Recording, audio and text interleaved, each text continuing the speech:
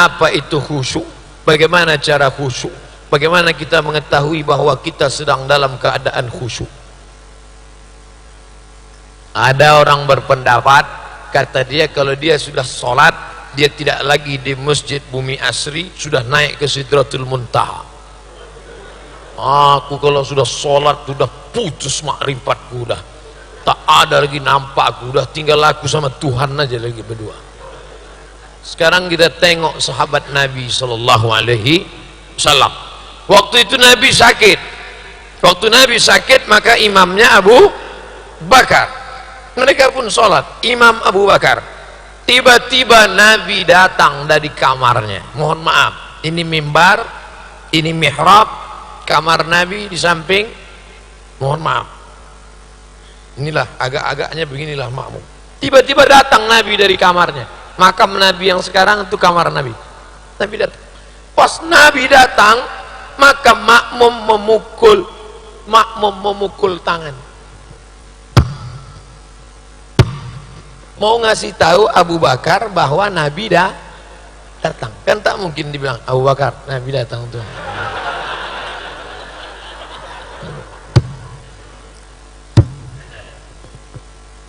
Apa pelajaran dari hadis ini? Bahwa sahabat itu sadar, bukan dia naik ke Sidratul Muntaha. Sahabat Nabi yang disebut dalam Quran yang radhiyallahu an tetap tidak berpindah tempat, sadar dia bahwa ada Nabi datang. Tiba-tiba orang yang baru ikut bersuluk 2 kali berzikir, oh ini Ustadz ngejek tarekat, ya enggak, saya pengamal tarekat Naqsyabandi, saya pengamal tarekat Syattariyah, saya pengamal tarekat Syaziliyah, saya ambil sanadnya dari Syekh Muwaffaq, tapi tidak yang mengada-ngada cakap, membuat-buat. Kita ini berdasarkan ilmu, bukan kita pergi ke alam lain. Kalau ada orang ngaku aku tadi sholat tak kemana, dilarikan jin itu.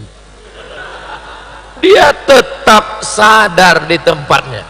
Hadis yang kedua, Nabi sedang sholat jadi imam. Tiba-tiba Nabi membuka selop. Waktu itu Nabi sholat pakai selop. Masjid Nabawi belum ada karpetnya, masih pasir. Nabi sholat pakai selop. Dibuka Nabi selopnya. Ketika Nabi membuka sendalnya, semua makmum di belakang menengok, membuka sendalnya. Assalamualaikum warahmatullahi wabarakatuh. Assalamualaikum warahmatullahi wabarakatuh. Nabi tengok sendal berserak-serak di belakang. Lalu kata Nabi, kenapa kalian buka selop kalian? Kata sahabat, kami tengok kau buka selop, kami buka selop kami. Apa kata Nabi? Aku buka selopku karena tadi datang Jibril mengatakan selop itu ada najis. Selop kalian tak bernajis, kenapa kalian buka? Apa pelajaran dari sini?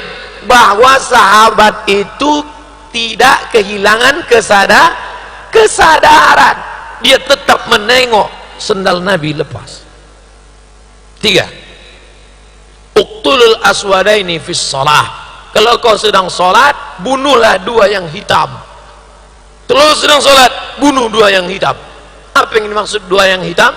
Al-af'a wal aqrab. Aqrab kalajengking, af'a thu'ban, ular. Artinya apa? Waktu sholat mata terbuka. Coba tutup mata, tiba-tiba datang anaconda.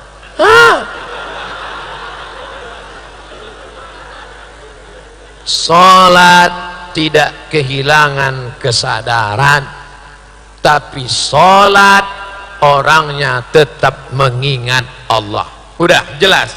Ini untuk membantah orang yang mengatakan bahwa dia khusyuk sampai hilang kesadaran. Dia tetap ingat Allah, dia tetap fokus di tempatnya, dia tetap membaca. Ustadz, sholat itu mata terbuka apa tertutup?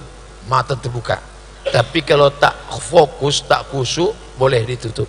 Nggak tahu kawan yang di depan itu kadang, makanya kalau sholat pakai baju yang tak ada tulisan. Iya, ada orang pakai baju kaos di depan tertulis coblos nomor.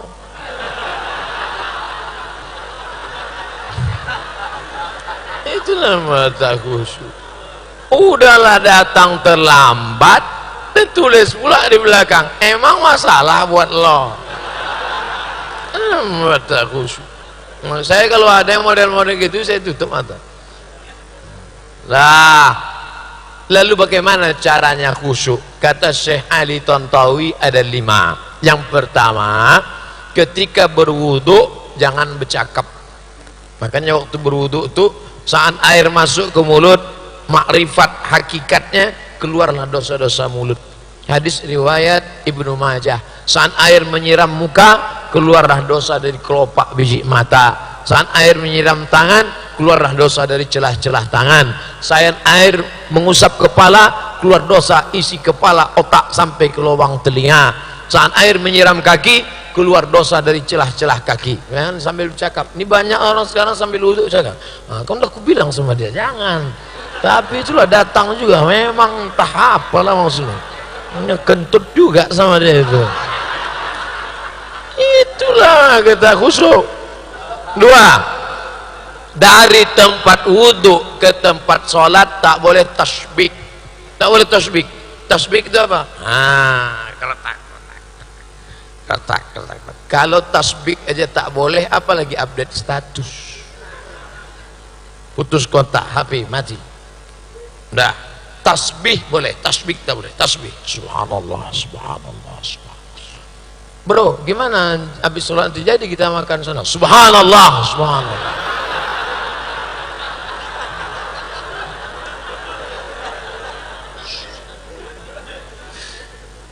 Tiga, sambung seruan azan. Allahu Akbar, Allahu Akbar. Allahu Akbar. Siapa yang bercakap waktu azan dikumandangkan, yukhsha, dikhawatirkan matinya dalam keadaan su'ul khatimah. Begitu kata Imam Al-Hafiz Jalaluddin Abdurrahman As-Suyuti. Makanya kalau azan berkumandang diam. Itulah mengapa di Medan di mana-mana sebelum azan apa kata muazin? Innallah. Di Medan masih ada orang baca itu. Innallaha wa malaikatahu yusalluna 'alan nabi ya ayyuhalladzina amanu sallu alaihi wa sallimu taslima. Sekarang ada orang yang melarang itu. Kau jangan tambah-tambah azan. Kalau azan-azan aja, yang kau baca-baca innallaha wa malaikatahu. Datang mahasiswa itu melapor ke saya, Ustaz, katanya tak boleh baca innallaha wa malaikatahu. Siapa melarang? RT. Oh, kalau gitu besok tak usah kau baca innallaha wa malaikatahu. Jadi pengumuman saat aku nanti azan, ku sebut nama Muhammad, berselawatlah. Kira-kira mana yang bagus? Pengumuman attention please atau innallaha wa malaikatahu? Baguslah innallaha wa malaikatahu. Ini orang ini kaku, tak paham. Kita dibilangnya nambah-nambah ibadah. Itu bukan menambah ibadah, pengarahan. Sama macam sholat tarawih. Sallu salatal witri salasa raka'atin asabakumullah. Itu bukan nambah-nambah ibadah, itu kan pemberitahuan ganti gigi dari tarawih ke witir.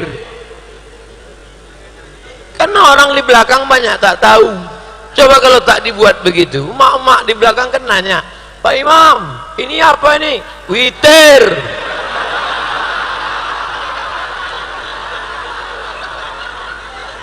Tiga, empat. Pertama, waktu wudhu jangan cerita. Kedua, dari tempat wudhu ke dalam jangan tasbih. Ketiga, sambut seruan azan, jaga khusyuk. Keempat, mulut membaca, hati mengingat. Inna sholati wa nusuki wa mahyaya wa mamati. Apakah Nabi Muhammad itu kalau sholat mulutnya bergerak? Dijawab oleh Khabbab ibn al-Arth, na'am. Nabi kalau sholat mulutnya bergerak. Dari mana kau tahu mulutnya bergerak? Bittirabi lihyatih, karena aku tengok jenggotnya bergoyang. Kenapa jenggotnya bergoyang? Karena dagunya bergoyang. Banyak sekarang orang sholat diam aja mulutnya.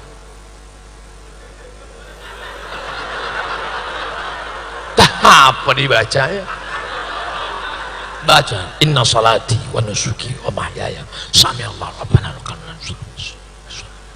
Yang kelima, pahami bacaan. Saya tak nyuruh menerjemahkan, jangan diterjemahkan, cukup dipahami saja. At-tahiyatul mubarakatus salawatut thayyibatulillah. Assalamu alayka ayyuhan nabiyyu wa rahmatullahi wa barakatuh. Wassalamu alayna wa ala ibadillahis salihin. Salat ini macam orang nyetir mobil. Udah agak naik ke ini. Macam naik motor juga. Agak naik masuk. Begitu. Macam meniti pematang tanah liat di tengah sawah. Jatuh naik balik, jatuh naik. Jangan jatuh masuk kolam semua pelak nanggu ikan.